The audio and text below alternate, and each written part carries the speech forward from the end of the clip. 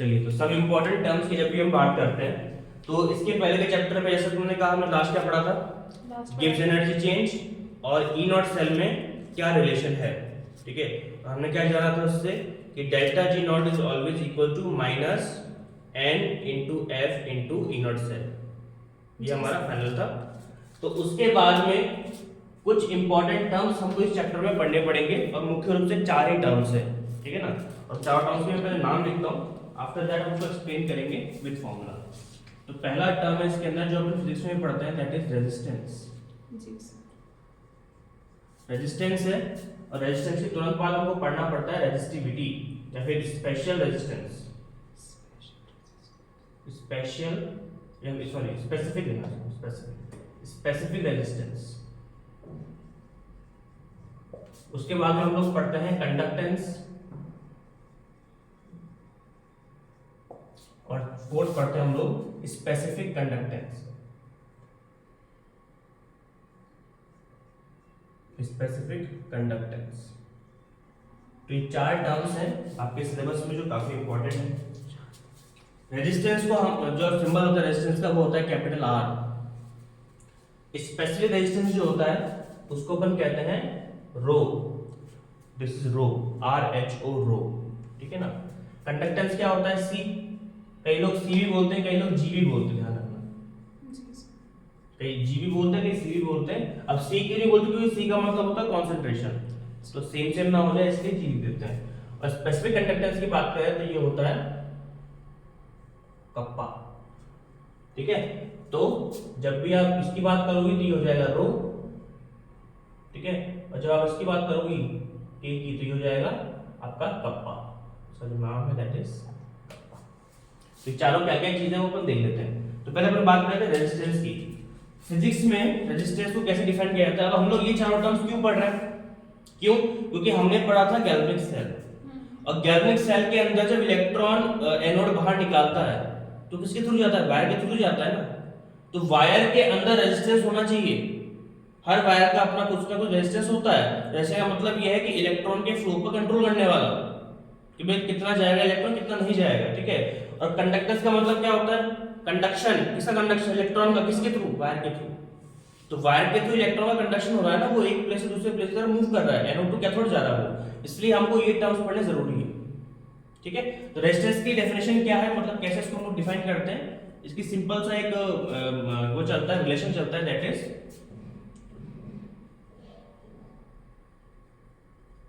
resistance of any conductive wire. Resistance of any conductive wire is always directly proportional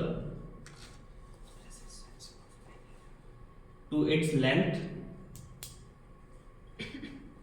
and inversely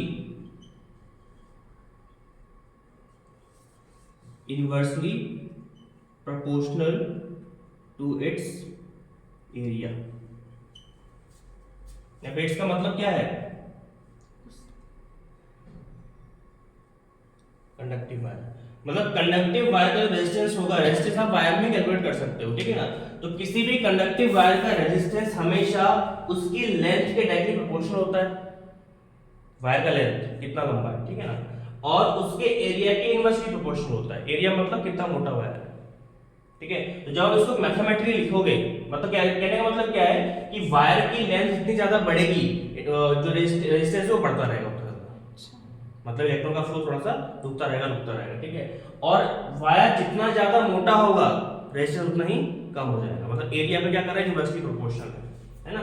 तो जब आप इसका relation लिखते हो तो उसको कुछ इस तरह से लिखा जाता है, that is R is directly proportional to L and inversely proportional to A। पहला पॉइंट, ठीक है। आपको एक चीज मालूम होनी चाहिए कि जब भी हम लोग डायरेक्टली प्रोपोर्शनल सिंबल लगाते हैं, हटाते हैं कांस्टेंट लगा के, तो कांस्टेंट जब आप लगाओगे तो ये बन जाएगा R is equals to row into L upon A। तो यहाँ पे रो क्या है, स्पेसिफिक रेजिस्टेंस, जिसको हम क्या बोलते हैं, रेजिस्टिविटी। जी रेजिस्टिविटी। और अगर आप रो की वैल्यू निकालना चाहते हो तो क्या करना पड़ेगा, a को r के साथ मल्टीप्लाई करना पड़ेगा, l को नीचे, ये हो जाएगा आपका r a अपॉन l। ठीक है, ये होता है स्पेसिफिक रेजिस्टेंस या रेजिस्टिविटी। और रेजिस्टिविटी की यूनिट क्या होती है, यूनिट होती है ओम इंटू मीटर। ठीक है, ओम का सिंबल ध्यान रखना ऐसा होता है, तो मीटर का ये होता है ओम इंटू मीटर। कोई डाउट, इसको नोट कीजिए पहले पूरा।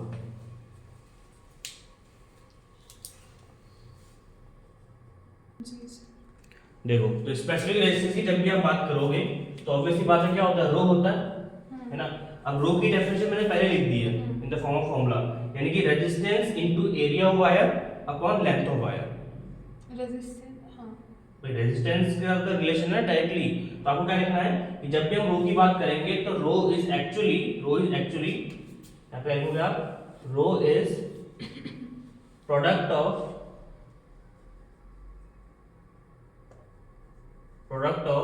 रेजिस्टेंस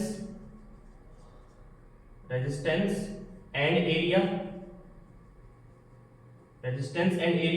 इन दोनों का प्रोडक्ट होता है इनटू ए। हाँ, ए ठीक है ना, रेजिस्टेंस।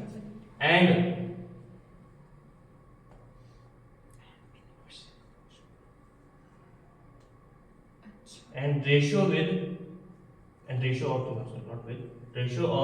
लेंथ ऑफ वायर,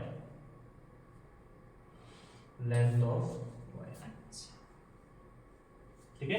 तो ये फॉर्मूला दोबारा चाहो तो लिख सकते हो, rho is equals to R into A upon L, और इसकी यूनिट क्या हो जाएगी, वो जो भी लिखा था दैट इज ओम इंटू।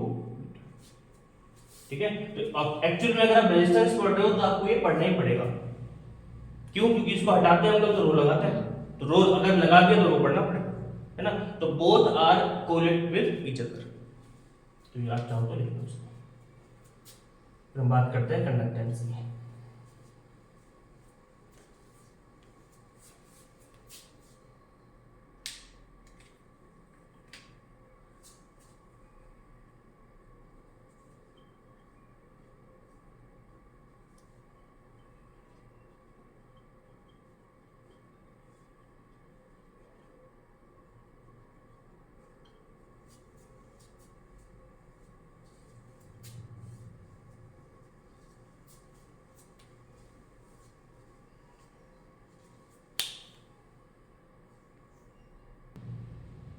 तो कंडक्टेंस क्या होता है एक्चुअल में बहुत जगह सिंपल, बहुत ही लीनियर डेफिनेशन देखें तो एक वायर के थ्रू जो इलेक्ट्रॉन का फ्लो होता है उसे हम कहते हैं कंडक्टेंस, यानी कि flow of electron through a wire called conductance. Conductance किसका, इलेक्ट्रॉन का। ठीक है, लेकिन जब हमको इसकी क्या होता है टेक्निकल डेफिनेशन देखनी होती है, टेक्निकलिटी देखनी होती है, तो अपन क्या देखते हैं, the inverse of resistance, the inverse of resistance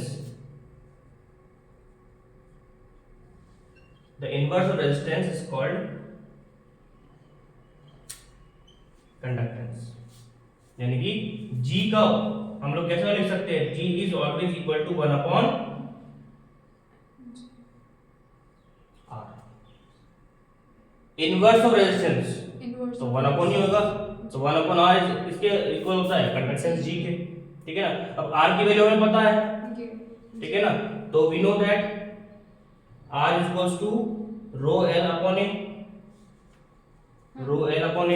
this rho L upon A को यहां पे लिख लो, ये बन जाएगा आपका that is G is equals to 1 upon rho L into A.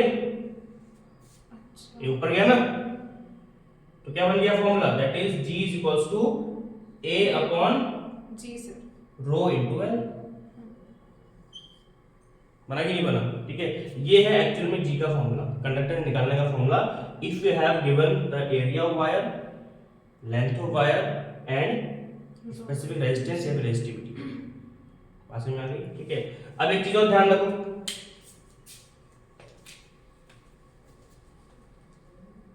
Can we write this formula like this, G is equals to 1 upon rho into A upon L, can we write it? क्या इसको हम ऐसे लिख सकते हैं? बिल्कुल लिख सकते हैं, कोई दिक्कत नहीं है। तो अगर हम उसको ऐसे लिख सकते हैं तो ये क्या चीज होती है, 1/ρ क्या होता है, इसको हम कहते हैं कंडक्टिविटी कंडक्टिविटी। अच्छा। या फिर स्पेसिफिक कंडक्टेंस। और 1/ρ is always equal to 1/ρ is always equal to what, kappa. So kappa is actually 1/ρ। ठीक है, तो ये होता है ये चीज। अब इसकी यूनिट क्या होती है, यूनिट होती है इसकी ओम इनवर्स मीटर इनवर्स। जी। पास में आई नहीं, ठीक है। और ओम इनवर्स हम लोग क्या बोलते हैं, ओम इनवर्स हमेशा किसके इक्वल होता है, ओम इनवर्स बोल लो या फिर 1/ओम बोल लो, किसके इक्वल होता है, दैट इज एस के। एस क्या है, सीमेंस। तो इसको हम लोग ऐसे भी लिख सकते हैं, that is siemens metre inverse. Clear, सारा डेटा नोट करो।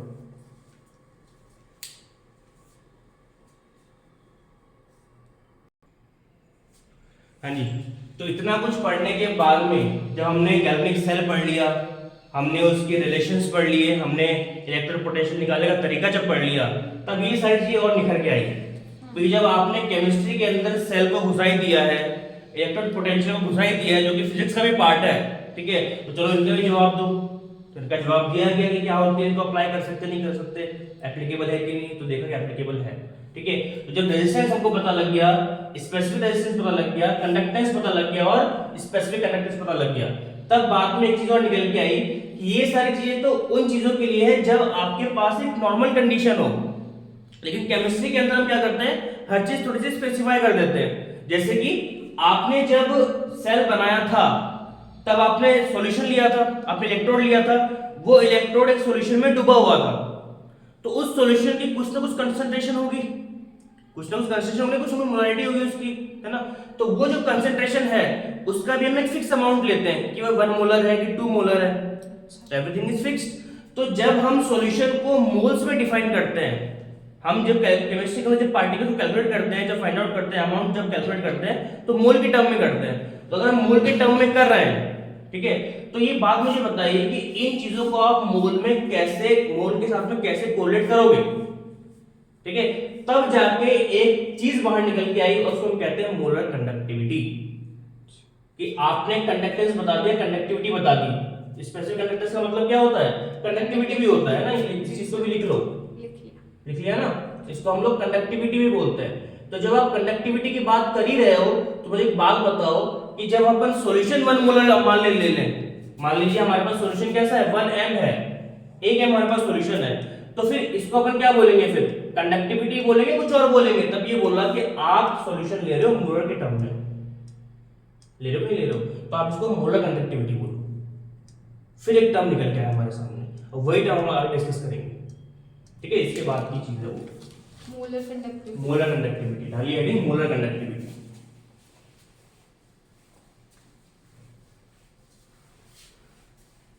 इस चैप्टर में चीजें बहुत ही सिंपल सिंपल सी है और अंडरस्टैंडेबल होती है।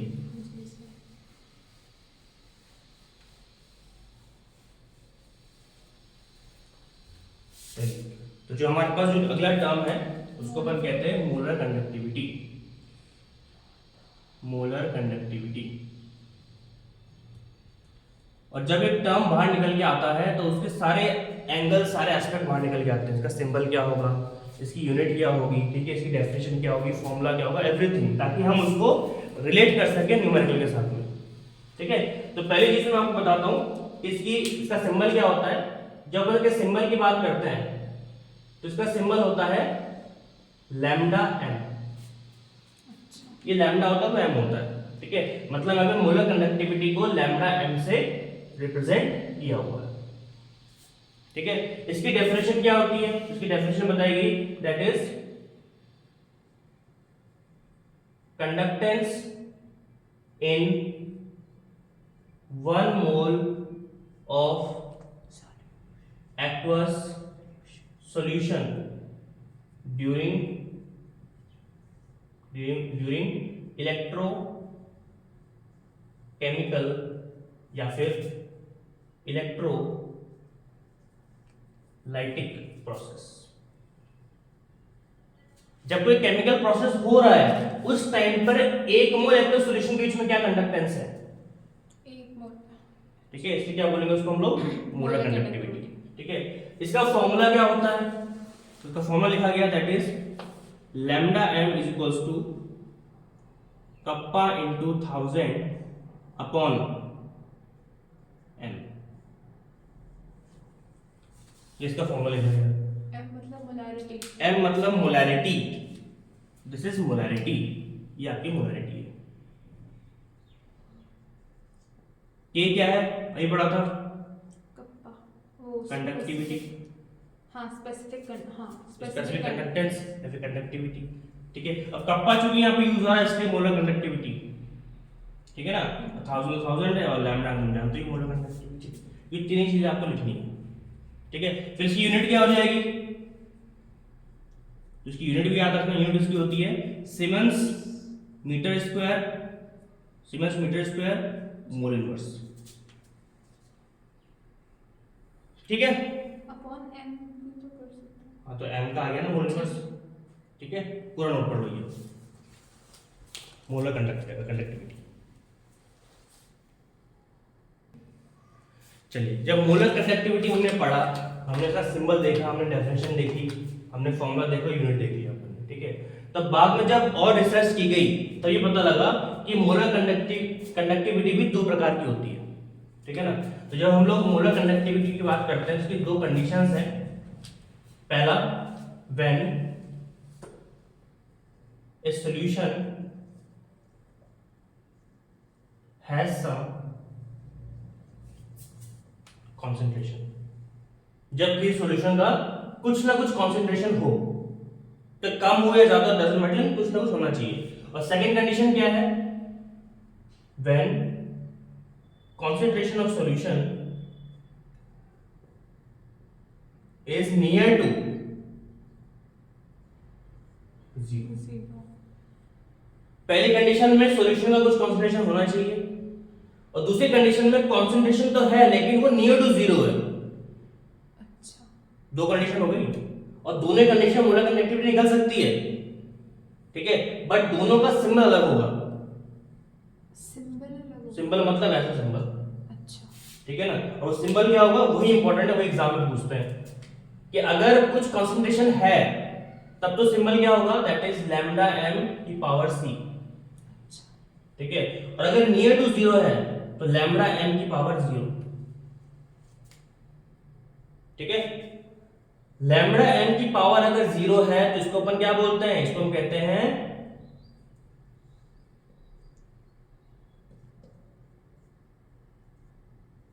Limiting molar conductivity. ये एक नंबर का सवाल आता है, डिफाइन लिमिटिंग मोलर कंडक्टिविटी। तो यही आप लिखोगी कि if we are calculating molar conductivity of any solution having concentration is near to zero with symbol ये कॉल्ड लिमिटिंग मोलर कंडक्टिविटी। बात समझ में आ गई? और ये तो जो है वो है मोलर कंडक्टिविटी।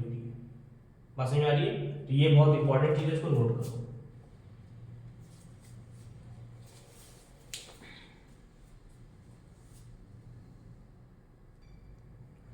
अब जब हमने मोलर कंडक्टिविटी पढ़ लिया तो मोलर कंडक्टिविटी हम किसकी बात करते हैं? मोलैरिटी की। ठीक है ना, तो अगर हम मोलैरिटी की बात करें तो हम क्या बोलते हैं कि molarity is studying the concentration of any solution, ये बोलते हैं हम लोग। तो जब अपन कंसंट्रेशन की बात कर ही रहे हैं तो उन्होंने ये कहा कि अगर आप मोलैरिटी के टर्म में कंसंट्रेशन यानी एम के टर्म में अगर आप कंसंट्रेशन कैलकुलेट करके कंडक्टिविटी कैलकुलेट कर रहे हो तो आप EQ के फॉर्म में क्यों नहीं कर रहे? EQ के फॉर्म में? हाँ, EQ क्या होता है? इक्विलिब्रियम। नहीं, इसको हम कहते हैं इक्विवेलेंट, अच्छा। Equivalent concentration. अच्छा। अब ये क्या चीज होती है? ठीक है, इक्विवेलेंट कंसंट्रेशन समझने से पहले आपको समझना पड़ेगा इक्विवेलेंट वेट। इक्विवेलेंट वेट उसमें भी आता है नॉर्मैलिटी में। बिल्कुल, वहीं से कॉन्सेप्ट लिया गया। अच्छा। इक्विवेलेंट वेट आपको समझना पड़ेगा। क्या होता है इक्विवेलेंट वेट बताओ? इक्विवेलेंट वेट होता है molarity of solute upon N factor. Molecular weight, अच्छा, molecular weight in grams upon N factor, ये होता है इक्विवेलेंट वेट। ठीक है ना? तो इक्विवेलेंट वेट अगर आपने निकाल लिया और इक्विवेलेंट वेट को अगर आपने लीटर के साथ में 1 लीटर के साथ में अगर आपने डिवाइड कर दिया तो उसको अपन क्या बोलते हैं? Equivalent concentration. पास में आ गई? लीटर के साथ। हाँ, वॉल्यूम वही सेम रहेगा, वॉल्यूम आपने सेम रखा है, बट यहां पर हम लोग क्या लेते थे? मोल्स, मोलैरिटी के टर्म्स में हम लोग लेते थे मोल्स। ठीक है, but this time we are taking equivalent weight. ठीक है ना? तो उस टर्म में हम लोग क्या करेंगे? इक्विवेलेंट वेट या फिर इक्विवेलेंट कॉन्सेंट्रेशन निकालेंगे। तो अगर आपके पास मोलैरिटी है तो आपने वो फॉर्मूला अप्लाई कर लिया। ठीक है, लेकिन अगर आपके पास में इक्विवेलेंट कॉन्सेंट्रेशन है तो उस टर्म में फॉर्मूला कैसे निकालेंगे और कंडक्टिविटी कैसे फाइंड आउट करेंगे? तो साइंटिस्ट ने बोला इजी है, इसमें इतना क्या लोड ले रहे हो, देखो फॉर्मूला देखो आप। तो जब फॉर्मूला देखा गया तो पहले तो बताया गया कि इक्विवेलेंट कंडक्टिविटी, पहले डालो हेडिंग सब लोग, इक्विवेलेंट कंडक्टिविटी, तो सब लिखने लग गए इक्विवेलेंट कंडक्टिविटी। फिर साइंटिस्ट ने बोला कि एक काम करो, सिंबल भी लिख लो, अब इतना खर्चा किया है तो लैम्डा इक्यू लिख दिया सबने। ठीक है ना? फिर बताया कि देखो फॉर्मूला ऐसे होगा। उन्होंने कहा कि इसका फॉर्मूला कैसा था, ये अपना मोलर कंडक्टिविटी का फॉर्मूला कैसा था? उन्होंने कहा कि देखो ऐसा था, lambda m is equals to kappa into 1000 upon m, ये फॉर्मूला था। हमें याद है, हमने रट लिया, सर में बैठ के आराम से रटा हमने। तो ठीक है, आज से दूसरा काम और करो, इस m को हटाओ और यहाँ पे eq लिखो। ठीक है, यहाँ पे m को हटाओ और यहाँ पे, अच्छा, हो गया फॉर्मूला। साइंटिस्ट ने माथा पीट लिया, 2-4 सेट कर लिया। ठीक है ना?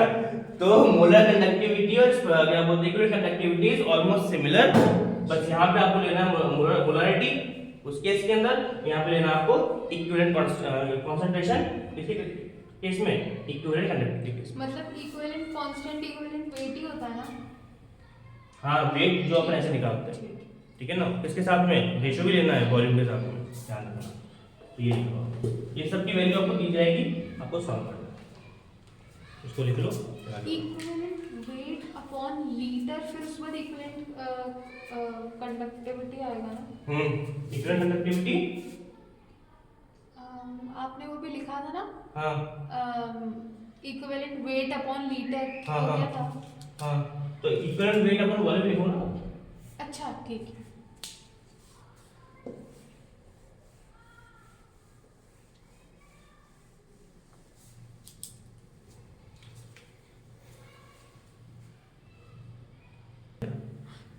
तो तुम थोड़ा सा स्टेमिना इंक्रीज करो। जी सर। आगे बढ़ते हैं। तो इंपॉर्टेंट टर्म्स हमारी ऑलमोस्ट पूरी हो गई है। अब हम जो पढ़ रहे हैं, अब एक बात सुनना, ये सारी चीजें किस पे डिपेंड कर रही है?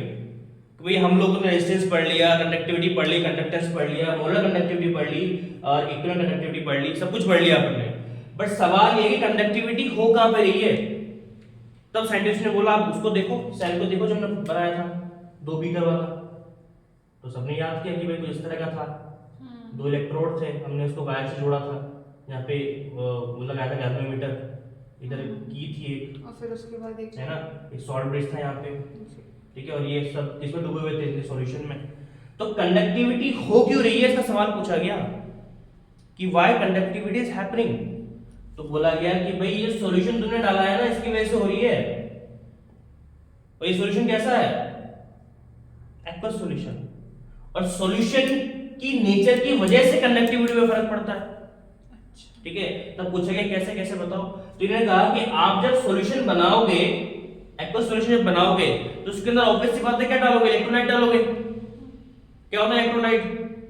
जिसको पानी में डाला तो वो पॉजिटिव नेगेटिव में टूट जाता है ना, उसको इलेक्ट्रोलाइट बोलते हैं। मतलब एक्वस सॉल्यूशन जो आप बना रहे हो किसकी वजह से बना रहे हो? इलेक्ट्रोलाइट की वजह से बना रहे हो जी। मतलब आप सॉल्ट की वजह से बना रहे हो। तो सॉल्ट भी सेम तरह के थोड़ी होते हैं, अलग अलग टाइप के होते हैं। तो जो सॉल्ट जल्दी ब्रेक होता है, मतलब ज्यादा पॉजिटिव नेगेटिव आयंस देता है, वो आपके स्ट्रॉन्ग वाले, मतलब उनसे कंडक्टिविटी ज्यादा होगी। हाँ। है ना। और जो इलेक्ट्रोलाइट धीरे टूटता है, कम टूटता है, पूरा नहीं टूटता, मतलब कम पॉजिटिव दे रहा है, कम नेगेटिव दे रहा है, तो ऑब्वियसली कंडक्टिविटी कम हो जाएगी। So on the basis of nature of electrolytes, we can actually define the conductivity of any solution or any process. ठीक है, तब यहाँ पे कॉन्सेप्ट निकल के आया, that is type of electrolytes, types of electrolytes. तो हर टॉपिक का अपना एक रीजन है, तो मैं रीजन साथ में लेके चल रहा हूँ कि इलेक्ट्रोलाइट के टाइप के अपन को क्यों पढ़ना है. तो कारण यही है कि कंडक्टिविटी को फर्क पड़ जाता है इसका. तो इसको मिटाते हैं, कंडक्टिव इलेक्ट्रोलाइट पाए जाते हैं. जी सर. तो जैसे कि मैंने आपको भी बताया, इलेक्ट्रोलाइट का मतलब क्या होता है, इलेक्ट्रोलाइट्स बताओ. पॉजिटिव नेगेटिव में ब्रेक हो जाते हैं. एग्जाम में एनी सॉल्ट. सॉल्ट में मतलब एनीथिंग व्हिच कैन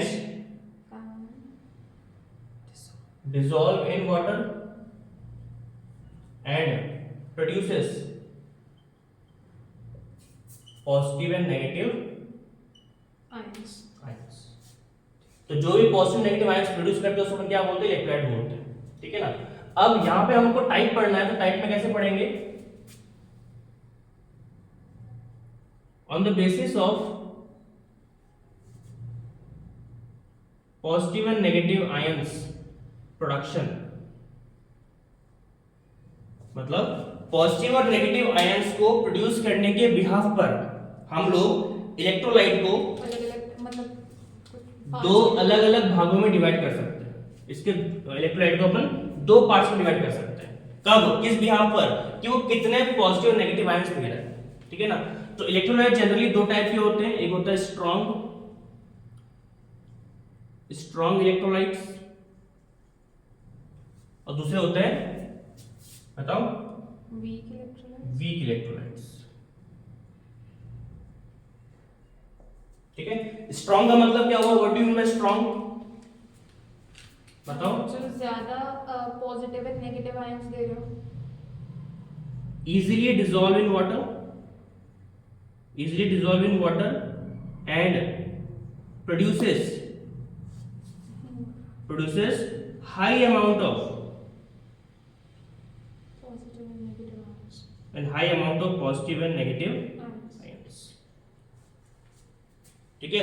और अगर easily dissolve नहीं हो रहे हैं तो ऑब्वियस सी बात है पॉजिटिव नेगेटिव भी ज्यादा नहीं होंगे, कम ही होंगे, तो उसको हम कहेंगे वीक. एग्जांपल ही दूंगा अभी. जी. So not dissolve in H2O easily, hence gives less amount of positive and negative ions. positive and negative ions. ठीक है. तो ऐसे कौन है जिनको हम लोग स्ट्रॉन्ग बोल सकते हैं और ऐसे कौन है जिनको हम लोग वीक कह सकते हैं. तो बताओ कौन कौन से एग्जांपल के तौर पे जो इजीली वाटर डिसॉल्व होते हैं. CuSO4. हैं, Cu SO4. SO4 हो सकता है, बिल्कुल. कॉपर सल्फेट हो सकता है. इसके अलावा ZnSO4 हो सकता है. ZnSO4. इसके अलावा NaCl हो सकता है. इसके अलावा KNO3 हो सकता है. ठीक है. इसके अलावा HCl. HCl तो एसिड है, सॉल्ट थोड़ी है. और इसके अलावा क्या बोलते हैं, Na2CO3 हो सकता है, ऐसे वगैरह वगैरह एसेट्रा. ठीक है. और ऐसे कौन से जो वीक है, जो इजीली डिसॉल्व तो होते हैं लेकिन इजीली नहीं होते, उनको गर्म करना पड़ता है, उन्हें और नाटक करने पड़ते हैं. इनको नॉर्मली पानी में डालो, थोड़ा सा हिलाओ, काम हो जाता है ना. तो इसमें ऐसे कौन है जो इजीली डिसॉल्व नहीं होते. तो पहला तो इसके अंदर कौन है, CH3COOH. दूसरा कौन सा है, दैट इज NH4Cl. तीसरा कौन सा है, NH4OH. ठीक है ना, एटसेट्रा. ठीक है. तो ये है कहानी इलेक्ट्रोलाइट. KCl इसमें है. अच्छा. KCl इसमें है. अब पहली बात तो ये है Na के ये जो लिस्ट है फर्स्ट और सेकंड ग्रुप, ये हमेशा इसमें ही आते हैं, स्ट्रांग में. अच्छा. वीक में नहीं आते कभी. नोट करो.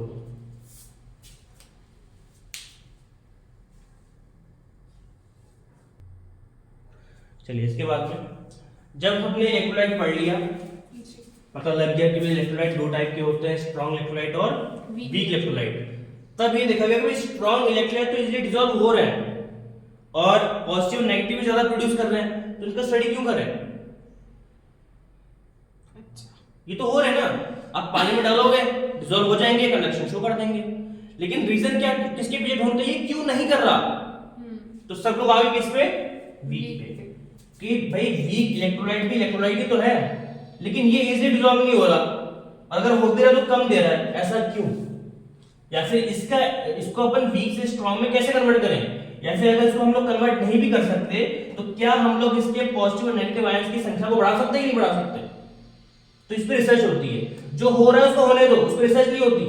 जो नहीं हो रहा है उसके पीछे का रीजन ढूंढा जाता है, कारण ढूंढा जाता है, कैसा क्यों नहीं है। तो सब लोग आ गए वीक इलेक्ट्रोलाइट। ठीक है, कि भाई सवाल क्या पूछा गया लोगों से सवाल ये पूछा गया कि how can we increase the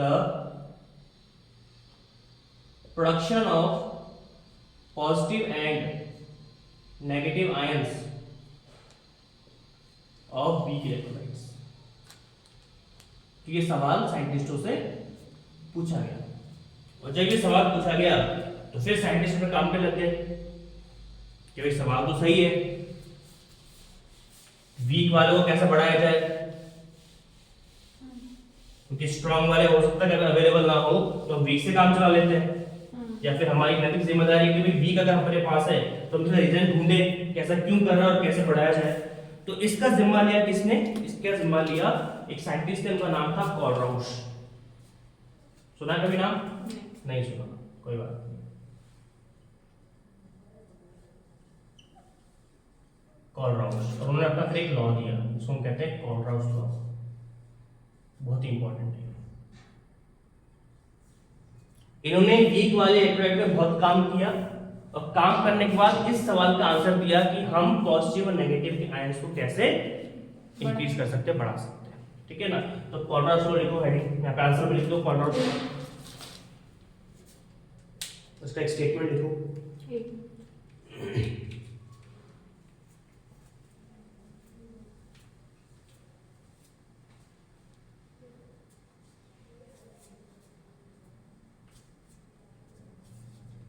ji sir. चलिए स्टेटमेंट्स में लिखिए, this law is applicable for, this law is applicable for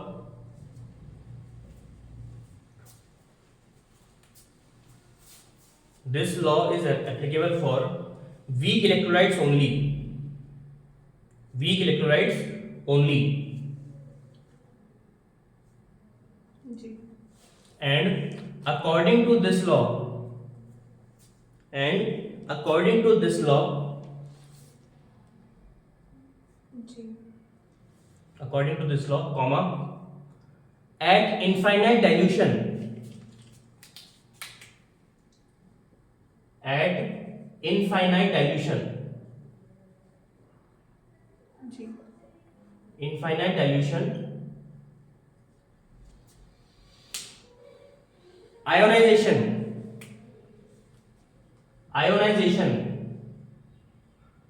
of weak electrolytes, ionization of weak electrolyte increases, ionization of weak electrolyte increases, and molar conductivity, and molar conductivity of that ionic solution, and molar conductivity of that ionic solution is always equals to the, is always equals to the sum of, sum SUM, clear, sum of conductivity of, molar conductivity of positive ion, molar conductivity, हाँ, sum of molar conductivity of positive ions and molar conductivity of negative ions.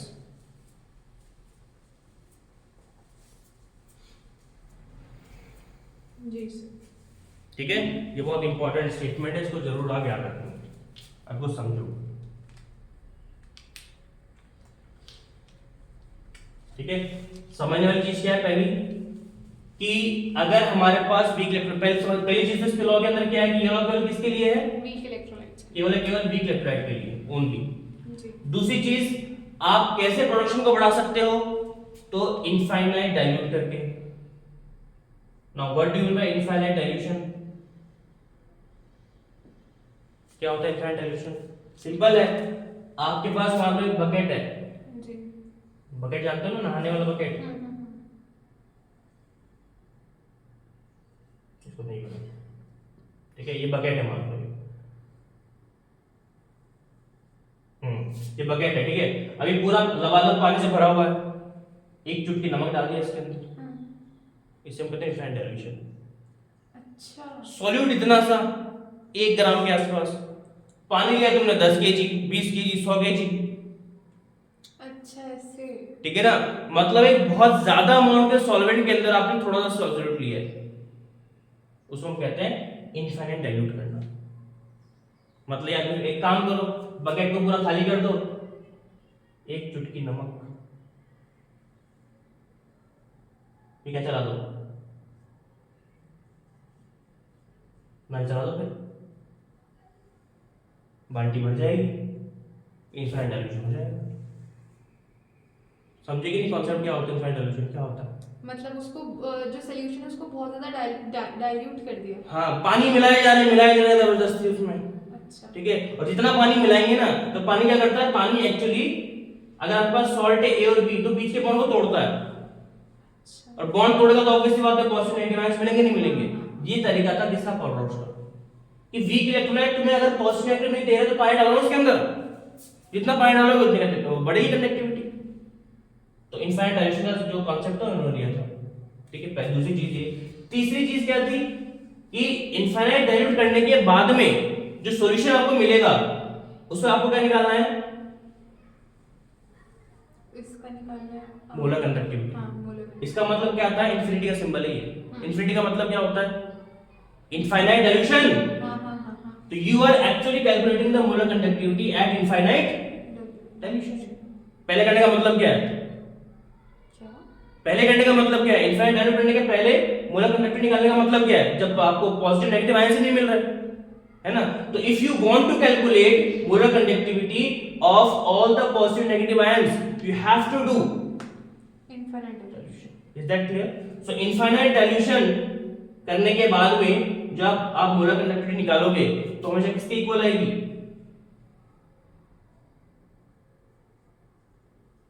इसके equal आएगी, सम ये के। क्या है ये? सी का मतलब होता है कैटायन, और अच्छा। ए का मतलब होता है एनायन। ठीक। तो जब आप इनफाइनाइट डाइल्यूट कर रहे हो तो एक सॉल्ट पॉजिटिव और नेगेटिव आयन तो देगा ना, तो उसकी कुछ तो कंडक्टिविटी तो होगी ना, उनको ऐड कर दो ना आप, ठीक। तो पूरी सॉल्यूशन की क्या मिल जाएगी आपको, मोलर कंडक्टिविटी मिल जाएगी। तो ये तीन बातें किसने कही थी, कॉर्डराउस ने, जो एक स्टेटमेंट में लिखा दी मैंने आपको, ठीक है ना। तो इसके बाद आपको लिखना है, और आयनाइजेशन का मतलब क्या होता है, what do you mean by ionization? Ionization मतलब बताओ। उसकी आयनाइजेशन बढ़ेगी, मतलब प्रोड्यूस करेगा कुछ ज्यादा positive negative ions. Process of formation of ions. अच्छा। आयंस के बनने की प्रक्रिया क्या कहलाती है, आयनाइजेशन। बात समझ में आ गई? तो ये चीज आपको नोट करना है, ये तो चलो हो गया, इसको नोट कर लो फॉर्मूले को, लैम्बडा एम इंफिनिटी, जिसको हम लोग क्या बोलते हैं, इसको हम कहते हैं molar conductivity at infinite dilution. C का मतलब होता है molar conductivity of cation, molar conductivity of cation. A का मतलब होता है मोलर कंडक्टिविटी ऑफ एनायन।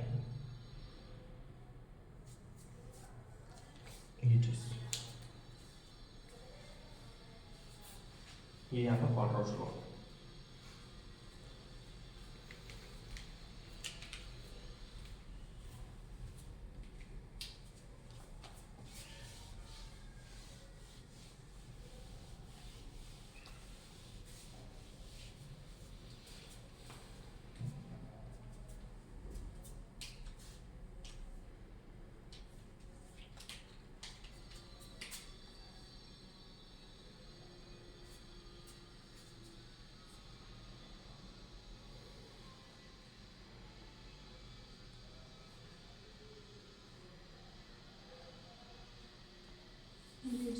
ठीक है ना।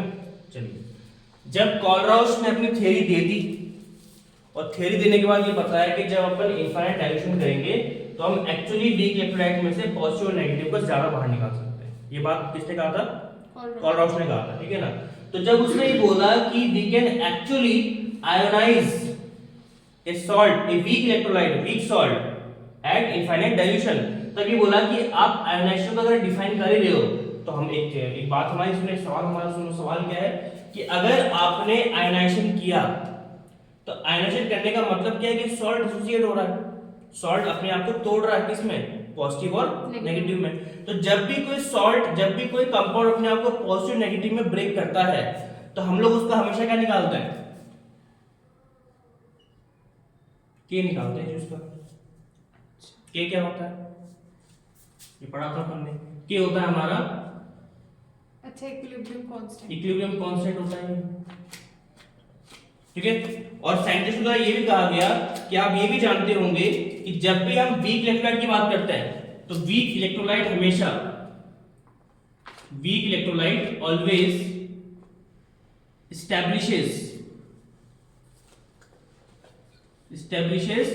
इक्विलिब्रियम। ये स्ट्रांग नहीं करते, स्ट्रांग वाले कभी नहीं करेंगे ये चीज। अगर आपके पास वीक इलेक्ट्रोलाइट है तो हमेशा इक्विलिब्रियम एस्टैब्लिश करता है, मतलब रिएक्टेंट से प्रोडक्ट बन सकता है और प्रोडक्ट से दोबारा रिएक्टेंट बन सकता है। इसको हम कहते हैं इक्विलिब्रियम एस्टैब्लिश करना, ठीक है। इसको हम कहते हैं क्या बोलते हैं? By directional reaction. तो बाई डायरेक्शनल रिएक्शन हमेशा इक्विलिब्रियम एस्टैब्लिश करता है, ठीक है ना। तो वीक इलेक्ट्रोलाइट हमेशा क्या करते हैं? ये करते हैं। और अगर इक्विलिब्रियम एस्टैब्लिश हो रही है तो आप ऑब्वियस बात है क्या निकालना पड़ेगा तुमको? कांस्टेंट निकालना पड़ेगा। तो पहले वो निकालो और ये बताओ कि क्या हम लोग इक्विलिब्रियम कांस्टेंट को निकाल सकते हैं? अगर हाँ तो क्या उसको हम किसी और से रिलेट कर सकते हैं कि नहीं कर सकते? मतलब पहला काम क्या है कि भाई आप वीक इलेक्ट्रोलाइट पे काम कर रहे हो तो ऑब्वियस बात है वीक इलेक्ट्रोलाइट क्या करते हैं? इक्विलिब्रियम एस्टैब्लिश करते हैं। और अगर वीक इलेक्ट्रोलाइट इक्विलिब्रियम एस्टैब्लिश कर रहे हैं तो पहले आप इक्विलिब्रियम कांस्टेंट बताओ, क्या पॉसिबल है क्या? अगर पॉसिबल है तो इक्विलिब्रियम कांस्टेंट से हम क्या और रिलेशन एस्टैब्लिश कर सकते हैं, ठीक है ना। तब कोलराउस या फिर जो उसके बाकी के साइंटिस्ट उन्होंने ये बताया कि हम लोग ऐसा कर सकते हैं। और उसके बाद में एक स्टेटमेंट आया। स्टेटमेंट क्या आया कि weak electrolytes also weak electrolytes also exhibits K and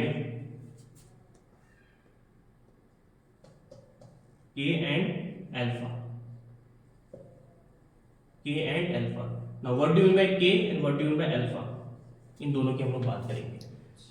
तो K को तो हम लोग क्या बोलते हैं? कांस्टेंट। इसको कई बार डिसोसिएशन कांस्टेंट भी कहा जाता है। डिसोसिएशन कांस्टेंट भी कहते हैं इसको, ध्यान रखना, मेरे बुक्स में लिखा होता है। क्योंकि बच्चे बोलते हैं हम तो पढ़ा ही नहीं, क्योंकि तुमने समझा नहीं कि इक्विलिब्रियम कांस्टेंट और dissociation constant both are similar things. Equilibrium constant कौन से चैप्टर में पढ़ते हैं? क्लास 11 7 चैप्टर इक्विलिब्रियम वाला, उसमें पढ़ते हैं। लेकिन जब अपन इसको इलेक्ट्रोकेमिस्ट्री से लिंक कर रहे हैं तो हमको डिसोसिएशन कांस्टेंट पढ़ना पड़ेगा, क्योंकि जब तक आपका सॉल्ट डिसोसिएट होगा नहीं, कंडक्टिविटी होगी नहीं, है ना। और अल्फा क्या चीज है यहाँ पे? अल्फा ये बोलता है degree of dissociation,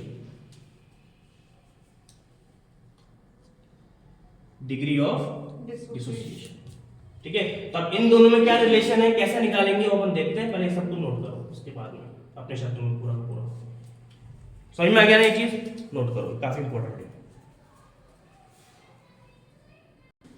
weak electrolytes exhibit करते हैं हाँ K एंड अल्फा, जी डिसोसिएशन कांस्टेंट और डिग्री ऑफ डिसोसिएशन। अब ये होता क्या है देखो, समझने के हम एग्जांपल लेते हैं। तो सपोज कीजिए हमारे पास है CH3COOH, जी इसको हम कहते हैं एसिटिक एसिड। एसिटिक एसिड एक वीक इलेक्ट्रोलाइट है, अभी हमने बनाया था, देख लो, है ना। तो जब ये इसमें जब हम पानी डालोगे तो ये अपने आप को डिसोसिएट करेगा किसके अंदर? CH3COO माइनस में और H प्लस में, ठीक है। तो ये अपने आप को ऐसे आयंस में ब्रेक कर देता है, ठीक है। सबसे बड़ा सवाल यहाँ पे ये है कि जब ये अपने आप को इस तरह से ब्रेक कर रहा है तो अपन इसका सबसे पहले K कैसे निकालें? क्योंकि एक बार K निकल गया तो फिर अल्फा भी निकल जाएगा। K कैसे निकलता है? K आपका क्या होता है? इक्विलिब्रियम कांस्टेंट, और इस डबल एरो का मतलब क्या होता है कि इक्विलिब्रियम एस्टैब्लिश हो चुका है ना। अब देखिए जब टाइम आपका जीरो है, जब टाइम आपका जीरो है, जब टाइम चेंज नहीं हो रहा, तो इसकी कंसंट्रेशन कितनी मान लेते हैं हम लोग? सी मान लेते हैं। इसकी कंसंट्रेशन सी है, ठीक है ना, और इनकी कंसंट्रेशन है ही नहीं, 0 0। ऐसा क्यों? इसकी कंसंट्रेशन सी है। हाँ, और इनकी 0 0 है, टी टाइम 0 पे। अच्छा, सिंपल सी बात है। क्या क्या? मैं यहाँ पे खड़ा हूँ सीधा सीधा, ठीक है ना, यहां से मैं उधर गया ही नहीं, तो कुछ चेंज हुआ क्या? जी। टी टाइम 0 पे टूटा ही नहीं, तो ये टूटा ही नहीं तो पॉजिटिव कहां से आएंगे? नहीं आएंगे ना। बस वही चीज यहां पर है। अच्छा, टी टाइम पे इसकी कंसंट्रेशन जो थी वो है, हमने सी मान लिया, लेकिन जब ये टूटा ही नहीं तब पॉजिटिव नेगेटिव आयंस नहीं बने, तो ऑब्वियसली बात है इनकी कंसंट्रेशन क्या होगी? 0 0 हो जाएगी। लेकिन जब टाइम चेंज हुआ, जब टाइम आपका क्या हो गया? टी हो गया, तो ये भी तो थोड़े थोड़े अमाउंट में बनेंगे, तो अपन मान लेते हैं कि सी अल्फा बन गया। अभी सी अल्फा किस में से बना? इसमें से टूट के तो बना, इसमें से, किसमें से? सी में से। सी में से, जिसको मैं से लिख सकता हूं। हाँ, भाई सी में से सी अल्फा टूटा तब जो सी अल्फा बने। तो अगर आपके साथ ये कंडीशन हो चुकी है, then you can easily calculate K. How? Equilibrium constant क्या होता है? That is concentration of product upon concentration of reactant. Reactant. Arrow के राइट हैंड साइड वाले सारे प्रोडक्ट और लेफ्ट में सारे रिएक्टेंट। रिएक्टेंट। और प्रोडक्ट में क्या है हमारे पास? ये दोनों। हाँ, और रिएक्टेंट में क्या है? ये, जी। है ना। तो इसको जब अपन लिखते हैं तो इस तरह से लिखते हैं, concentration of CH3COO minus concentration of H plus अच्छा, upon concentration of COH। Clear? ये तीनों की वैल्यूज आपके सामने है। C alpha into C alpha upon C, common ले लो, अच्छा, 1 माइनस अल्फा। हाँ, ठीक है, तो एक फॉर्मूला तो ये आ गया आपके पास में। अब एसिटिक एसिड क्या है? सॉल्ट है, बेस है, एसिड है, क्या है? सॉल्ट। सॉल्ट ही तो है। क्या नाम है इसका? एसिड। एसिड। फिर सॉरी सॉरी तो सॉरी। के निकल गया हमने यहाँ पे, तो एक फॉर्मूला तो के का ये आ गया, ठीक है ना। अब इसको आप थोड़ा कन्वर्ट करो, मॉडिफाई करो, तो आपको नया फॉर्मूला और मिल सकता है।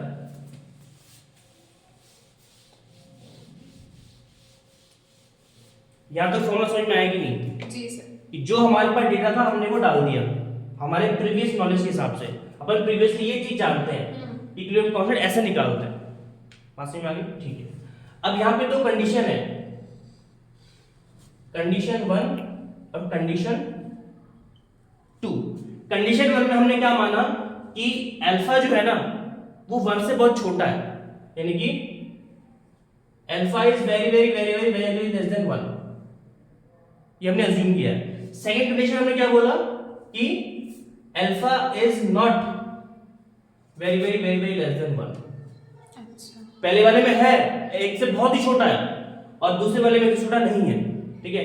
अगर एक से बहुत ज्यादा छोटा है तो अपन क्या बोलते हैं कि अल्फा इज नेग्लिजिबल, वो ना के बराबर है। बट यहाँ पे ऐसा नहीं मान सकते क्योंकि alpha is not very very less than 1। दो चीज समझ में आ रही है कि नहीं? ठीक, जी सर। क्लियर है ना? ठीक है। तो अगर ऐसी कंडीशन है और अगर अल्फा को आप नेग्लिजिबल मान रहे हो तो ये फॉर्मूला पूरा चेंज हो जाएगा। If alpha is very very less than 1 तो ये पूरा ही हट गया। अच्छा, मतलब क्या था formula? k equals to c alpha into c alpha upon c 1 minus alpha. जी सर। ये तो आपने नेगलेक्ट ही कर दिया और एक c से एक c कट गया, जी, तो क्या है फॉर्मूला हमारे पास? That is ka equals to c alpha square upon कुछ नहीं, अपॉन, हाँ, अपॉन कुछ नहीं। ठीक है। तो अल्फा क्या आ गया अपने पास?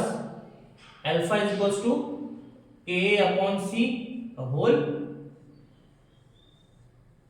Under root. और ये अल्फा क्या है यहाँ पे? Degree of dissociation, dissociation. ठीक है, तो k आ गया मतलब अल्फा भी आ जाएगा आपके सामने। बट अगर alpha is not very very less than 1 तो जो फॉर्मूला है वही रहने वाला है, यानी कि K A is equals to C square alpha square upon C 1 minus alpha. ठीक है, और यहां से अगर आप अल्फा निकालना चाहते हो तो क्या हो जाएगा, दैट इज के ए इंटू सी 1 माइनस अल्फा अपॉन सी स्क्वायर का होल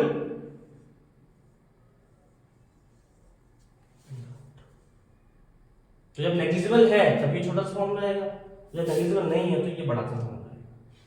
बात समझ में आ गई? तो यहां तक आप पूरा नोट करो। किसी भी तरह का डाउट यहाँ पे? नहीं। इजी है, ठीक है, लिखो।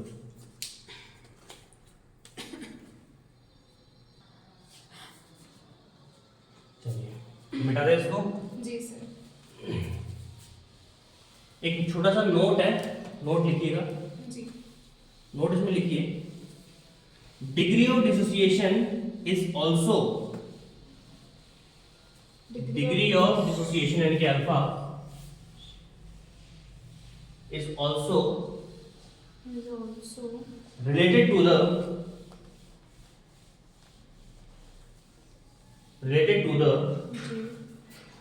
molar conductivity and limiting molar conductivity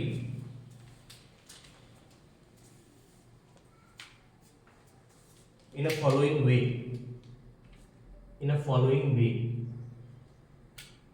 ji sir. ठीक है, आगे डैश लगा दो। एक मिनट। तो जब आपसे पूछा जाए कि भाई मोलर कंडक्टिविटी और अल्फा का क्या रिलेशन है, तो उस केस में आपको ये फॉर्मूला तुरंत याद आना चाहिए, दैट इज लैम्डा क्या होगा, alpha is equals to lambda M C upon lambda M zero या फिर नॉट। जीरो होता है या नॉट जीरो मतलब भी नियर टू जीरो होता है ना, अभी कॉन्सेंट्रेशन नियर टू जीरो है इसलिए जीरो बोलते हैं, वरना इसको नॉट बोलना जा सही है। तो जब दोनों का आप रेशियो लोगे वो हमेशा अल्फा के बराबर होता है।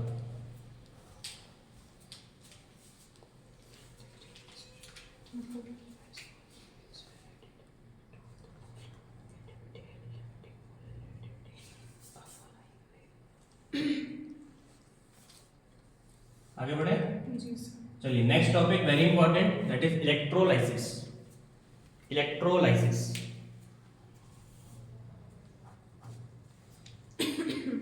Now first of all what is the meaning of electrolysis? Electrolysis वही कही क्या? लाइसिस का मतलब होता है टूटना, हाँ। ब्रेकिंग। किसकी ब्रेकिंग? उसका क्या बोलते हैं? बताओ।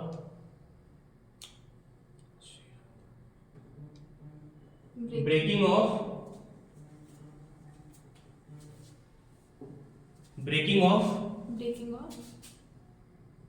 Electrolyte, breaking of electrolyte in a solution in the presence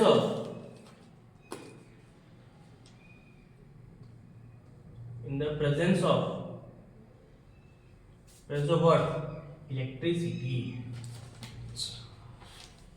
तो इलेक्ट्रिसिटी के प्रेजेंस में अगर आप किसी इलेक्ट्रोलाइट को ब्रेक कर रहे हो, किसमें? उसके आयंस में, तो हम क्या बोलते हैं? इलेक्ट्रोलाइसिस। ठीक है, पहली चीज तो ये। ठीक है, दूसरी चीज, इलेक्ट्रोलाइसिस को समझाने के लिए एक साइंटिस्ट थे, वो निकल के बाहर आए, a man who explained electrolysis well, उन्होंने ढंग से समझाया उसको। वो कौन थे? वो थे माइकल जैक्सन तो फैराडे। अच्छा, माइकल फैराडे जो एफ यूज करता है पीछे, तो उन्हीं का ही है वो, है उनके सम्मान देने में गया। ठीक है, तो माइकल फैराडे ने इलेक्ट्रिसिटी को अच्छे बहुत अच्छा समझाया। और क्या समझाया? थ्योरीज दी थी कुछ, वो पढ़ेंगे पहले 2 मिनट आप नोट करो।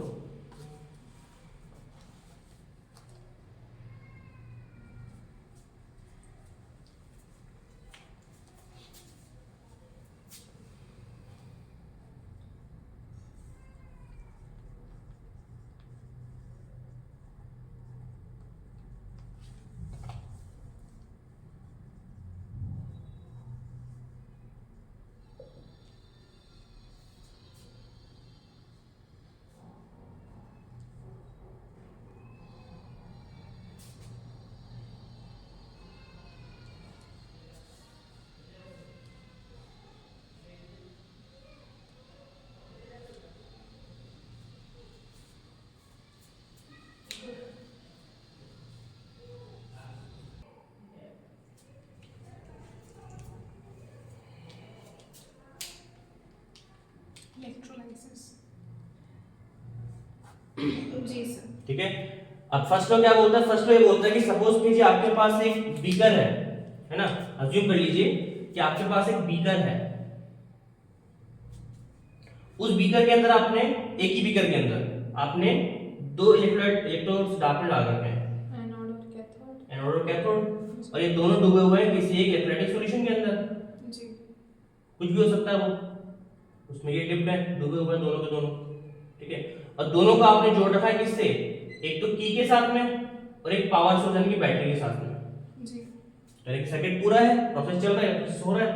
तो जब इलेक्ट्रोलिसिस हो रहा है तो उस केस के अंदर फैराडे ने ये बोला कि पहला लॉ क्या बोलता है कि अगर आपने सर्किट पूरा कर रखा है, दो इलेक्ट्रोड आपने ले रखे हैं, एनोड और कैथोड, दोनों को आपने किसी इलेक्ट्रोलाइटिक सॉल्यूशन में डाल के रखा हुआ है, आपने की लगा दी, बैटरी लगा दी आपने, मतलब सर्किट पूरा है। जब सर्किट पूरा है और करंट का फ्लो स्टार्ट हो चुका है, ठीक है, तो जो क्वांटिटी ऑफ चार्ज होगा, जो क्वांटिटी ऑफ इलेक्ट्रिसिटी होगी, वो हमेशा जितना करंट आपने पास किया है उसके डायरेक्टली प्रोपोर्शनल होगा।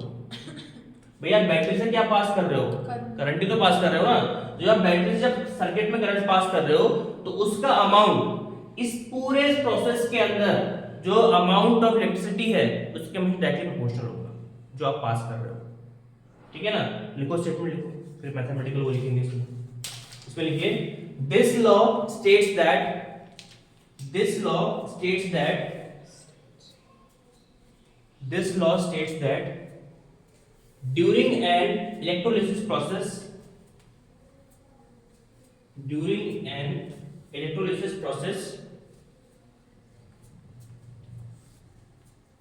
amount of electricity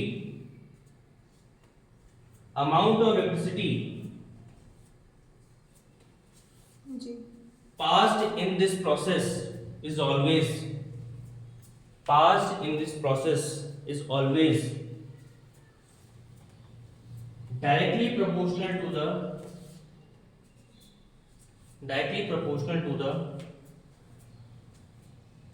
current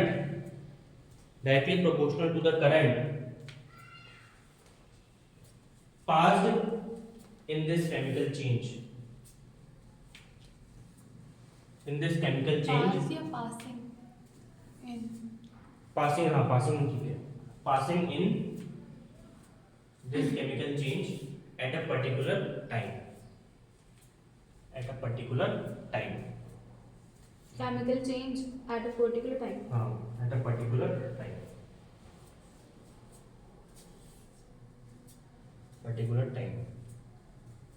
ji sir. ठीक है ना? अब इसको मैथमेटिकली कैसे एक्सप्लेन किया गया, कैसे लिखा गया? तो माइकल फैराडे ने लिखा कि आप जो इलेक्ट्रिसिटी आप पास कर रहे हो उसको आप रिप्रेजेंट करो Q से, ठीक है, और जो करंट आप पास कर रहे हो उसको रिप्रेजेंट करो I से, ठीक है, और टाइम को रिप्रेजेंट करो आप किससे? T से, ठीक है। तो अमाउंट ऑफ इलेक्ट्रिसिटी किसके टाइम के प्रोपोर्शनल होगा? I के, यानी कि करंट के eight a particular time period, यानी कि कुछ इस तरह का रिलेशन बाहर निकल के आएगा। ठीक है। अब जब भी ऐसा सिंबल होता है इसको हम लोग हटाते हैं, उसको हटाने के लिए क्या लगाएंगे? कांस्टेंट। तो Q will be equal to Z into I into T। यहाँ पे Z क्या है? What is Z? Proportionality constant.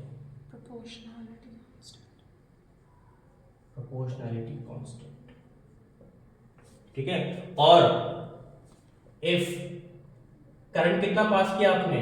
1 ampere, है ना, और टाइम कितना है? 1 सेकेंड।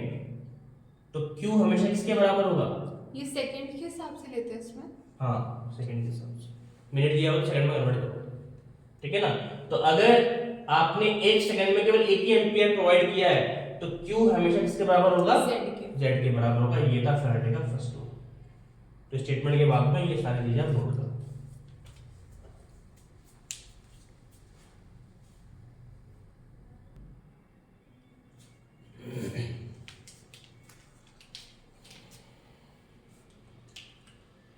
अब सेकंड लॉ क्या बोलता है वो सुनिएगा। हमारे पास सेम वही सेटअप है, ठीक है ना। बट इस बार कहा गया है कि अगर आपको ऐसे बहुत सारे सेटअप हैं और इलेक्ट्रोड डिफरेंट सब्सटेंसेस के मिलकर बने हुए हैं, जैसे कि नॉर्मली हम लोग क्या लेते हैं, एक जिंक होता है, कॉपर होता है जनरली, बट इस बार हमने क्या किया, एक ऐसे बहुत सारे सेटअप हम लोग ले रहे हैं, तो हो सकता है कि उसमें सिल्वर भी हमने लिया हो, निकल भी हमने लिया हो, कैडमियम भी लिया हो, है ना। तो बहुत सारे सब्सटेंस हमने ले रखे हैं। तो कहा गया कि अगर पूरे सर्किट के अंदर आपने इलेक्ट्रिसिटी सेम प्रोवाइड करी है, अगर आपने सेम अमाउंट ऑफ इलेक्ट्रिसिटी या करंट आपने प्रोवाइड किया है पूरे पूरे सर्किट में, पूरे सेटअप के अंदर, ठीक है, और सब्सटेंस अगर डिफरेंट है, तो जो लिबरेशन होगा ना सब्सटेंसेस का, सब्सटेंस जो लिबरेट करेंगे वो डिपेंड करेंगे कि उनका इक्विवेलेंट वेट कितना है। क्या कितना है? Equivalent wait. वेट कितना है, molecular weight divided by factor, ठीक है ना। मतलब if you are passing the same amount of electricity in the circuit, in the system, in the setup, then substance will liberate in the solution, but it will depends on their equivalent weight। बात समझ आ गई ये चीज, मतलब इनका wait अगर ज्यादा होगा तो क्या बोलते हैं, ज्यादा लिबरेट करेंगे, वेट कम होगा, हल्के होंगे तो कम लिबरेट करेंगे, ठीक है ना। ठीक, तो देखो इसमें स्टेटमेंट देखो, according to this law, according to this law, when same amount of electricity is passed in an electrolysis process, in an electrolysis process, जी। and if substances are different, Substances। yes, if substances are different in this chemical process,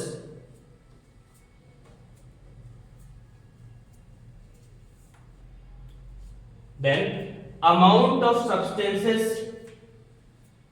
then amount of substance liberation, amount of substance liberation liberation is always amount of substance liberation is always directly proportional to the their equivalent weight, to their equivalent weight, to their equivalent weight, ठीक है। तो आपने amount of electricity same पास किया है, तो obvious बात है current भी सेम ही हो जाएगा, है ना।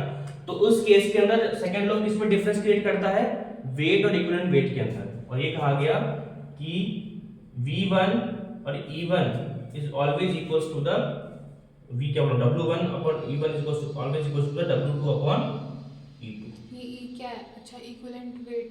W का मतलब weight, weight of first substance upon equivalent weight of first substance, W2 weight of second substance and equivalent weight of second substance.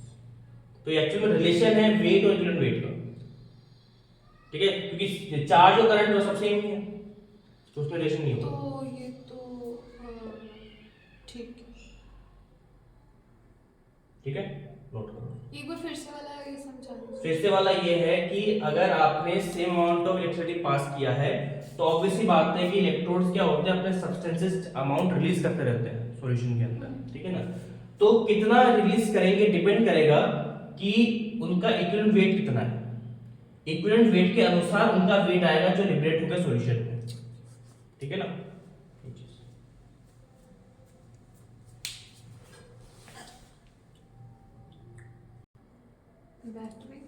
Battery क्या होती है, बैटरी होती है ऐसा कुछ, कैसे डिफाइन करेंगे उसको, कॉमर्स आर्ट्स वाले नहीं हम लोग साइंस वाले हैं, बताओ कैसे डिफाइन करेंगे बैटरी को। छोटे भाई ने पूछा कि जी बैटरी क्या होती है, दिखता नहीं क्या, बैटरी है, जिसे बैटरी बोलते हैं। आजकल फालतू सवाल नहीं पूछता मेरे से, बताओ कैसे डिफाइन कर सकते हैं हम लोग बैटरी, कैसे डिफाइन कर सकते हैं सर? मुझसे क्यों पूछ रही हो, बताओ। नहीं पता? बैटरी को चलो लिखो, बैटरी की डेफिनेशन है a device which can generate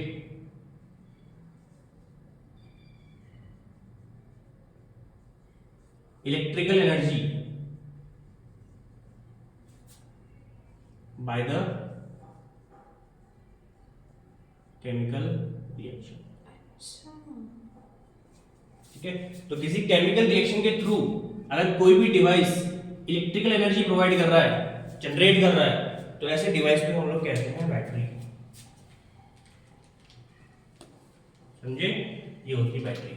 अब बैटरी जो होती है दो प्रकार की होती है ना, और वो दो प्रकार की बिहाफ पे बताता हूं मैं आपको। तो बैटरीज को आप टू टाइप्स में डिवाइड कर सकते हो, टू टाइप्स। ठीक है, और दो टाइप किस बिहाफ पर, ऑन द बेसिस ऑफ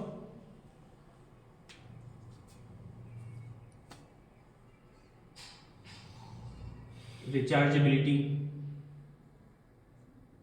रिचार्जेबिलिटी के बेसिस पे। वो दो कौन कौन से हैं? सबसे पहले वाला होता है प्राइमरी सेल, दूसरा होता है सेकेंडरी सेल। अब ये सेल बायो वाला सेल नहीं है ये, जी सर। कि माइटोकॉन्ड्रिया को घुसेड़ दिया इसके अंदर और एंडोप्लाज्मिक रेटिकुलम भी डाल दिया इसके अंदर, राइबोसोम भी डाल दिया, नहीं। सेल का मतलब है डिवाइस से, पहले ही बताया था मैं, इलेक्ट्रोकेमिकल सेल, है ना। तो बैटरी जो होती है आपकी, इसको आप दो में डिवाइड कर सकते हो on the basis of rechargeability, primary cell और सेकेंडरी सेल। प्राइमरी सेल की अगर बात करें तो क्या फर्क है दोनों में? तो प्राइमरी सेल जो होता है ये नॉन रिचार्जेबल होता है, नॉन रिचार्जेबल, इनको आप रिचार्ज नहीं कर सकते। जबकि सेकेंडरी सेल कैसे होते हैं? रिचार्जेबल। फोन वगैरह बैटरी सबके अंदर ही क्या रखा हुआ है? रिचार्जेबल। सेकेंडरी सेल लगे हुए हैं, रिचार्जेबल होते हैं सारे के सारे। प्राइमरी सेल जो होते हैं नॉन रिचार्जेबल होते हैं, लेकिन इनका जो सॉल्यूशन होता है, जो एक्वस सॉल्यूशन होता है, मतलब इनका जो इलेक्ट्रोलाइट होता है, इनका जो इलेक्ट्रोलाइट होता है वो कैसा होता है? वो होता है सेमी सॉलिड। अच्छा। इलेक्ट्रोलाइट का मतलब जिसमें इलेक्ट्रॉन डूबे रहते हैं, वो कैसा होता है? Semi solid. ठीक है, लेकिन इनका जो इलेक्ट्रोलाइट होता है वो कैसा होता है? लिक्विड। लिक्विड बोल लो या फिर आप इसको एक्वस फॉर्म बोल लो, पानी की क्वांटिटी बहुत ज्यादा होती है इसके अंदर। ठीक है, और जब प्राइमरी सेल की जब भी हम बात करते हैं तो हमारे पास यहाँ पे जो एग्जांपल्स निकल के आते हैं, डायग्राम बनाएंगे भी हम हमारे यहाँ पे। एग्जांपल एक तो आता है ड्राई सेल। ठीक है, ड्राई सेल के अलावा कौन से आते हैं? लैक्लांचे सेल, लैक्लांचे सेल, है ना, एक्सेट्रा। या फिर जैसे एक और जैसे मुझे याद आ गया, बटन सेल। घड़ियों में लगता नहीं, हाथ घड़ी में बटन सेल वगैरह लगते हैं, है ना, एक्सेट्रा, यहाँ पे लिख दो एक्सेट्रा। और अगर सेकेंडरी सेल की बात करें तो उसमें सबसे पहला जो एग्जांपल है, इसको अपन करेंगे, एक्सप्लेन करेंगे। तो पहला एग्जांपल इसके अंदर lead storage cell, lead storage cell, और ये गाड़ियों में लगता है। ठीक है, फिर एक दूसरा होता है निकेट सेल। निकेट मतलब निकल कैडमियम सेल, एक्सेट्रा। इसको अपन डिटेल में करेंगे, लिखेंगे। ठीक है, इसके अलावा यहाँ पे एक चीज और है, कुछ ऐसी बैटरीज भी होती है जो इको फ्रेंडली होती है, जो एनवायरनमेंट को पॉल्यूट नहीं करती, है ना। मतलब सम सेल्स या फिर batteries are eco friendly which does not create pollution, जो pollution क्रिएट नहीं करती, उसको अपन क्या बोलते हैं? कॉल्ड, बताओ क्या बोलते हैं उसको? क्या बोलते हैं? Fuel cell. ठीक है, तो dry cell, lead storage cell और फ्यूल सेल, तीनों को अपन डिटेल में पढ़ेंगे, तो पूरा नोट कर लो। सर ऐसा नहीं हो सकता कि मैं वीडियो में से नोट कर लूं? क्यों, अभी क्या हो गया? चुपचाप लगाना रिएक्शन के लिए। पहले अपन बात करते हैं ड्राई सेल की। ड्राई सेल जो है प्राइमरी सेल का पार्ट है ना। इसका कंस्ट्रक्शन ध्यान से अगर देखा जाए तो एक पूरा एक जिंक की वो कैप होती है ना, मतलब जिंक की कोटिंग होती है, उसके अंदर डालते हैं हम लोग इलेक्ट्रोलाइट। और ये इलेक्ट्रोलाइट कैसा होता है? सेमी सॉलिड होता है। और कैसे बनता है? NH4Cl और MnO2 को मिलाकर तो एक सेमी सॉलिड बन जाता है, और उसके अंदर हम डालते हैं कार्बन की रॉड। ठीक है ना, और ये कार्बन की जो रॉड है वो एनोड का काम करती है। ठीक है। तो जब आप इसकी वो लिखोगे एनोड पे क्या हो रहा है, कैथोड पे क्या हो रहा है, तो एनोड एक्चुअल में क्या है, एनोड एक्चुअल में ये है पूरा अच्छा। जो जिंक की कोटिंग कर रखी है ना, वो एनोड की तरह काम करती है। और कॉपर ये कार्बन क्या करता है, जितना भी इलेक्ट्रॉन है वो अपने में से निकालकर जिंक में से लेकर इस एनोड पे ले आता है। ठीक है, तो एक्चुअल में कार्बन इलेक्ट्रॉन से निकाल रहा है, जिंक निकाल रहा है। ठीक है, तो जब आप रिएक्शन लिखोगे तो रिएक्शन जब अपन लिखते हैं तो हम उसको इस प्रकार से लिखते हैं कि एनोड पे क्या होता है, आप जानते हो ऑक्सीडेशन होता है ना। ऑक्सीडेशन का मतलब क्या होता है, removal of electron, and which element is removing the electron, that is zinc. Zinc. तो जिंक क्या करता है, यहाँ पे अपने इलेक्ट्रॉन निकालता है, इसमें कन्वर्ट हो जाता है Zn2 Zn2। हाँ जी। क्योंकि एक बार में 2 इलेक्ट्रॉन आराम से निकाल सकता है। कैथोड की बात करें तो कैथोड यहाँ पर है इलेक्ट्रोलाइटिक सॉल्यूशन। ठीक है, NH4Cl के अंदर क्या काम का है हमारा, NH4Cl में हमारा काम का है NH4+ जी। ठीक है, साथ में MnO2 और साथ में वो इलेक्ट्रॉन जो जिंक ने निकाला, क्योंकि एनोड का काम है जिंक निकालना, मतलब इलेक्ट्रॉन निकालना, और कैथोड का काम है इलेक्ट्रॉन को गेन करना, इसलिए क्या बोलते हैं उसको हम लोग कि रिडक्शन होता है यहाँ पे। जी सर। तो वो इलेक्ट्रॉन ले लेगा, तो जब इलेक्ट्रॉन को लेगा, एक ही इलेक्ट्रॉन। हाँ एक ही लेता है ये, अच्छा। क्योंकि एक प्लस है ना, हाँ हाँ हाँ। तो एक लेगा। ठीक है, तो जब रिएक्शन होगी तो आपको मिलता है MnOOH, अच्छा। MnOOH और साथ में NH3 गैस अच्छा। बाहर निकल जाती है। ठीक। बात समझ में आ रही है? तो ये एनोड और कैथोड पे होता है। अब मैंने आपको बताया था कि जब भी कोई सेल के अंदर हम लोग एनोड कैथोड लिखते हैं तो इन दोनों को मिला के हम लोग टोटल सेल रिएक्शन लिखते हैं। टोटल में क्या करते हैं, दोनों को ऐड कर देते हैं। तो आप ऐड करो, that is Zn gives out Zn 2 plus 2 electron NH4 plus MnO2 plus electron gives out MnOOH plus NH3। ठीक है, अब इलेक्ट्रॉन सेम होने चाहिए तो उसको 2 से मल्टीप्लाई कर दो आप पूरे को।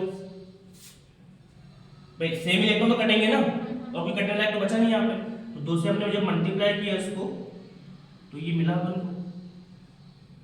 ठीक है, जब टोटल सेल रिएक्शन देखेंगे तो 2 इलेक्ट्रॉन से 2 इलेक्ट्रॉन कट गए, कटने के बाद जो कुछ भी बचा लेफ्ट साइड में राइट साइड में उसको ऐसे लिख दो, यानी कि Zn plus 2 NH4 plus 2 MnO2 gives out Zn2 plus 2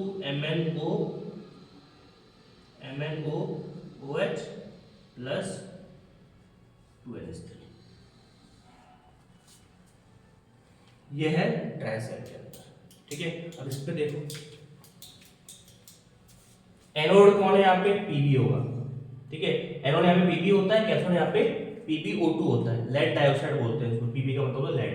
तो एनोड का ऑक्सीडेशन होगा तो PbO2 थोड़ी इलेक्ट्रॉन निकालेगा, एक मेटल ही इलेक्ट्रॉन निकाल सकता है। तो यहाँ पे प्योर कंडीशन में कौन है, पीबी है ना। तो पीबी क्या करता है, पीबी आपका रिएक्ट करता है इससे, क्यों, इसके कंस्ट्रक्शन को ध्यान से देखो, ये उसकी बैटरी है, गाड़ी वाली होगी। अच्छा। ठीक है, यहाँ पे आपको Pb और PbO2 इन दोनों का क्या लेना पड़ता है, इलेक्ट्रॉन लेना पड़ता है, और इसको डुबा के रखना पड़ता है 38% H2SO सॉल्यूशन के अंदर, जिसको सल्फ्यूरिक एसिड बोलते हैं। मतलब 38% सल्फ्यूरिक एसिड है, तो बाकी उसमें क्या है, 68% क्या है, H2। मतलब बहुत ही ज्यादा डाइल्यूटेड फॉर्म के अंदर है। तो Pb क्या करता है, इलेक्ट्रॉन निकालता है, पॉजिटिव हो गया। ठीक है, ये वाई के थ्रू जाएगा किसके पास, PbO2 के पास, इलेक्ट्रॉन गेन कर लेगा। PbO2 के पास। हाँ, Pb के इलेक्ट्रॉन जाएंगे PbO2 के पास, तभी वो नेगेटिव है। अच्छा। सॉल्यूशन के थ्रू जाएंगे, मतलब इसने इलेक्ट्रॉन निकाला, इसके पास पहुंच गया, इसने निकाला, इसके पास पहुंच गया। अच्छा अच्छा। समझ में आ रही है ना बात, वायर के थ्रू जाता नहीं आया। हाँ थोड़ी सी आगे। मतलब हम क्या करते थे हमेशा कि अगर हमारे पास एक एनोड है और हमारे पास एक कैथोड है, दोनों को आपने वायर से जोड़ रखा है, तो ये इलेक्ट्रॉन निकालता है और इलेक्ट्रॉन वायर के थ्रू कहाँ जाता है, कैथोड के पास में। वही चीज यहाँ पे हो रही है। लेकिन ये ठीक है, एक बार थोड़ा। भाई सुनो मेरी बात, जैसे Pb है ना, Pb ने इलेक्ट्रॉन निकाला, जी 2 इलेक्ट्रॉन निकाल दिए, जी। और किसमें कन्वर्ट हो गया, Pb2 प्लस में हाँ। कन्वर्ट हुआ। तो ये इलेक्ट्रॉन सॉल्यूशन के थ्रू कहाँ जाएंगे, अच्छा ठीक है। तभी सॉल्यूशन टिप पे, बाकी तो कनेक्शन है ही नहीं, हाँ। तो सॉल्यूशन के थ्रू जाएंगे इसके पास, PbO2 के पास। ठीक है ना, तो Pb ने इलेक्ट्रॉन निकाला, लेकिन किसकी प्रेजेंस में, सल्फ्यूरिक एसिड के प्रेजेंस में। और आपको मालूम होना चाहिए कि H2SO4 किस में टूट जाता है, बताओ, 2H प्लस में और SO4 माइनस 2 माइनस में। तो Pb किससे रिएक्ट करेगा? SO4 2 माइनस में से रिएक्ट करेगा और करने के बाद में इलेक्ट्रॉन निकालेगा कितना? 2, यानी कि Pb 2 प्लस और साथ में SO4। 2 electron minus. अच्छा SO4 से तो इंटरेक्ट कर रहा है वो, हाँ, सॉरी। ठीक है ना? तो 2 इलेक्ट्रॉन इसने यहां से बाहर निकाल दिए, तो एनोड पे हुआ ये। कैथोड पे कौन है? PbO2, ठीक है ना? और PbO2 के साथ में H2SO4 भी तो है कि नहीं? बताओ। तो अगर है तो क्या इंटरेक्शन नहीं होगा? इंटरेक्शन होगा। किसके साथ में? SO4 के साथ में। SO4 में से इंटरेक्शन हो रहा है, साथ में H प्लस भी तो है, ठीक है? तो 4H प्लस भी है और साथ में कौन क्या लेगा? 2 इलेक्ट्रॉन्स। इलेक्ट्रॉन भी लिया जाएगा प्लस 2 इलेक्ट्रॉन।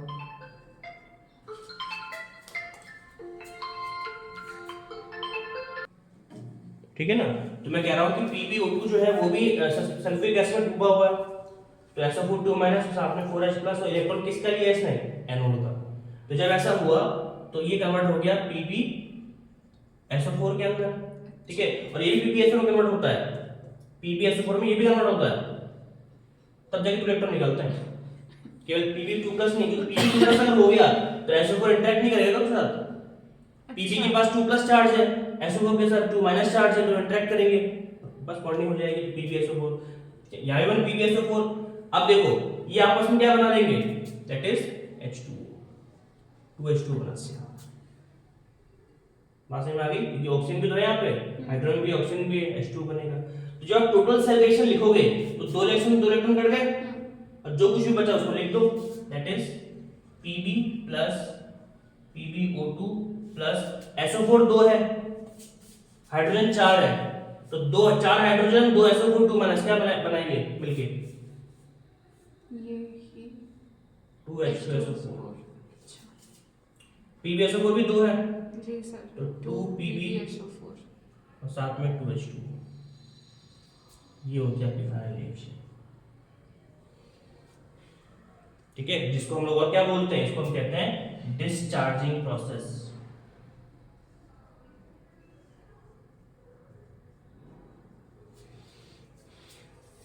समझ में आ गई बात?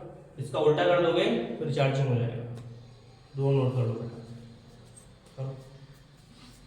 इतनी थक गई कि तुम आज? तो ये फ्यूल सेल है अपना। फ्यूल सेल को हम लोग और क्या बोलते हैं? इको फ्रेंडली सेल, है ना? ध्यान रखना इसको।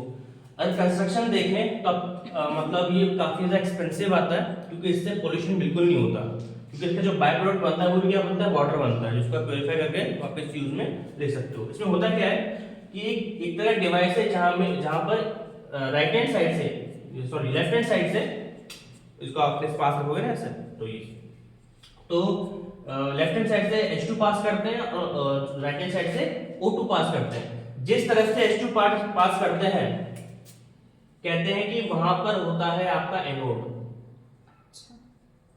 ठीक है? और जहां पर आपका O2 पास करते हैं उसको हम क्या बोलते हैं? कैथोड। तो एनोड और कैथोड इसमें क्यों होता है? क्योंकि ये सेल है, राइट? H2, अब अगर हम उसकी रिएक्शन लिखना चाहें तो अब एनोड पे आपको पता ही क्या होता है? ऑक्सीडेशन। जी सर, मतलब H2 क्या करेगा? यहाँ पे हाइड्रोजन इलेक्ट्रॉन निकालेगा कि लेगा? रिमूव करेगा, ठीक है ना? तो H2 जैसे ही इससे कांटेक्ट में आएगा, ये क्या है? SPM, सेमी परमेबल मेम्ब्रेन, जिसमें से होके हाइड्रोजन गुजरेगी और किसके कांटेक्ट में आएगी? KOH के। और KOH के जैसे कांटेक्ट में आएगी ये तुरंत इलेक्ट्रॉन रिमूव कर देगा। कैसे? मतलब H2 जो है वो किससे कांटेक्ट में आया? OH के। अच्छा, KOH टूटेगा ना K में और OH में, तो OH माइनस से रिएक्ट करेगा और करने के बाद में ये क्या करेगा? तुरंत 2 इलेक्ट्रॉन बाहर निकाल के क्या बनाएगा? बताओ। H2 नहीं, ये तुरंत आपको बना देगा H2 बनाएगा। तो फिर श्योर? हाँ पक्का? जी, सही बात, H2 बनाएगा और लेकिन इलेक्ट्रॉन निकालेगा 4 सॉरी 2H2 अपन यहाँ पे यूज करेंगे और 4OH अपन यहाँ पे यूज करेंगे। ये बैलेंसिंग तरीका, मतलब अगर आप चाहो तो केवल H2OH भी लिख सकते हो, लेकिन बैलेंस करने के लिए we have to write down these digits, right? यहाँ पे 2H2O बन जाएगा। ये एनोड पे हो रहा है, हाइड्रोजन ने OH से कांटेक्ट में आया, हाइड्रोजन क्या करेगा? इलेक्ट्रॉन निकालेगा और तुरंत ये दोनों रिएक्ट करके क्या बना देंगे? वाटर। ठीक है, अब हम बात करते हैं कैथोड पे क्या होगा। आपको पता ही है कि कैथोड पर ऑक्सीजन है, जी सर। रिडक्शन होगा, और रिडक्शन में क्या होता है, इलेक्ट्रॉन को ले लिया जाता है जी। को किसके द्वारा, जो इलेक्ट्रॉन ने निकाला है ना। तो हमारे पास O2 है, साथ में 4 इलेक्ट्रॉन है, और साथ में पानी भी तो है, ठीक है। तो यहाँ पे आपका वाटर भी है, तो जब ऐसा अपन करेंगे तो 4OH माइनस बनेगा, और यही 4OH माइनस इसकी ड्यूटी है। तो ये एक साइक्लिक प्रोसेस है, ठीक है। और जब आप टोटल सेल रिएक्शन लिखते हो तो बताओ कैसे क्या होगा। यहाँ पे 4 इलेक्ट्रॉन से 4 इलेक्ट्रॉन कट गए, जी। 2H2 से 2H2 कट गया, जी। ठीक है ना। एक और सेकंड, हाइड्रोजन इसमें यहाँ पे 4 हाइड्रोजन ज्यादा है ना, यहाँ पे 4H4 8 हो गए ना, हाँ। तो यहाँ पे 4 करो ना, 4H2, तो 2H2 से 4H2 कट गया 2 बार, 4OH से 4H कट गया, तो मतलब टोटल में क्या है आपके पास 2H2 plus O2 gives out 2H2, ठीक है। इससे क्या कट गया बताओ, ये कट गया इससे, जी। ये कट गया इससे, और ये कट गया इससे 2 टाइम्स, वही हमने यहाँ पे लिखा, ठीक है। ये फ्यूल सेल हो गया चैप्टर। तो नोट करो, और यहाँ पे ये चैप्टर पूरा हो जाता है।